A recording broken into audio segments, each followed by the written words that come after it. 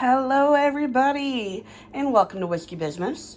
Today we are doing Italian beef in the crock pot. It's gonna be nice and tasty. You can cook this for about 4 to 5 hours on high or about 8 to 9 hours on low, depending on if you're setting it overnight or while you're at work. But we're gonna cook it on high so we can get it done a little bit faster. And these are one of these recipes where you can kind of have your variables of how spicy you want it, how sweet you want it. I have about a little over 4 pounds of a good chuck roast. You need beef broth, onions, garlic, bay leaves, and some pepperoncini peppers, which I always say wrong. And I'm also gonna throw in there some jalapenos and some fresh banana peppers because I have them on hand from my farmer's market. And then of course, can't be Whiskey Business without the whiskey.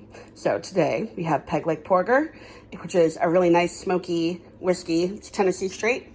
And we are gonna first sear our chuck roast and then add everything else into the crock pot.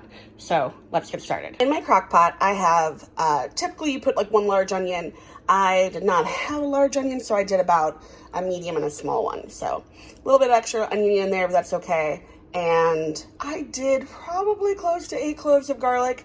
You might not want 8 cloves of garlic, but we like to ward off our vampires here, and we like a lot of garlic. So I smashed up and chopped 8 cloves of garlic. I've got a stick of butter. I divided it into little chunks there. I got some on the bottom and some on top of my onions. And we're gonna sear this roast and then set that on top of it. And it's going to cook those onions down, and the butter's gonna help and make it just nice and tender and juicy, and everything is good. So I've got my roast. We're gonna cut this up so it's a little easier to sear. Cut it up into big chunks. Try to get some of that outside fat off if you can. If not, once you go to reduce your broth, you can skim the fat off the top, but if you feel like skipping that step or don't wanna have to do it, try to get as much fat off as you can. So I'm gonna cut this up and then we'll sear it. Okay, I've got my skillet going with some olive oil, and I've got my chuck roast cut up. You can see the fat there that I cut out. This is probably more sizes that I would normally cut it into, but I had that hard fat in the middle of it, so I had to kind of cut it into smaller pieces to get some of that part out.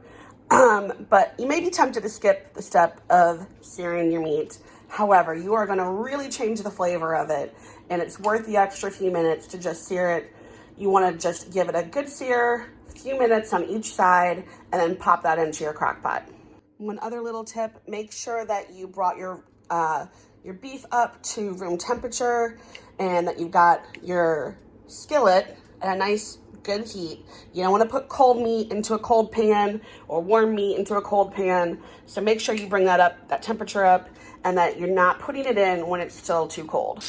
I'm going to be doing this in batches here so I don't overcrowd my skillet. So you just want to let that cook. If it was the whole thing still in bigger chunks, I would do 3 to 4 minutes on each side. These are smaller pieces. You're probably not going to need to sear them that much. So I'm just going to do this a minute or 2 on each side, and then we'll transfer to the crock pot and we'll add the other pieces. Then we can add our broth and our peppers, our bay leaf, salt, pepper, any other seasoning you want. Close the lid and get it set to go. So I flipped that once. You can see that nice good color on there. Little tip, if you're trying to flip the meat and it doesn't want to go, make sure you've got enough oil underneath it and just give it a little bit longer. If it doesn't want to go, it's not ready to. Okay, my beef is in my crock pot, but before I added the beef broth, my beef stock actually, I put it in this hot skillet, and so I could get all those good little bits. You don't want to waste those. There's so much flavor in there. So just pick up all that little stuff, and then I can pour 2 cups of my beef stock over my crock pot with all of that nice seared beef in it. And this way we won't lose any of that good flavor from the oil and the beef. Nice and tasty.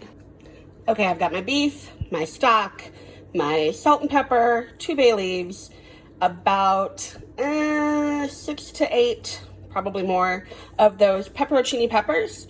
And then I also chopped up 2 fresh banana peppers, pretty large, and 2 jalapenos. If you don't want it as hot, you can take out the jalapenos because you already got those pepperoncinos in there, which are pretty spicy on their own. We like it hot in our family, so I added those. And, you know, it's whiskey business. I need to start adding more whiskey into things. So I got a little benchmark here. Added a little bit of that to it, probably about a fourth to a third of a cup. We're gonna cover this, cook it on high for 4 to 5 hours. Get my cord out of there. Don't want to cook that with it. Big tip, resist the urge to peek and stir. Every time you do that, you lose some of the heat, and then you have to add more time to it. Trust me, just let it sit, let it do its goodness, and in 4 to 5 hours, we'll come back, we will shred that meat, we will reduce that stock down so we can pour it over. Now, traditionally, Italian beef, you would serve this with rolls. We're trying to cut back on the carbs, so I'm gonna make some cauliflower rice, but I also have some Joseph Lavish wrap pitas that we can serve with it also, with some nice yummy cheese. It has been a little over 4 hours, and this meat smells fantastic. I wish you guys have smell-o-vision. So I'm gonna fish those bay leaves out, take the meat and drain that broth out, take the peppers out, take the stems out of them, shred that meat. I'm gonna cook that sauce down a little bit, and then I'm gonna put the peppers and the meat back with the onions, add just a little bit of sauce to it, just to keep it from drying out while I cook that sauce down and then get everything ready.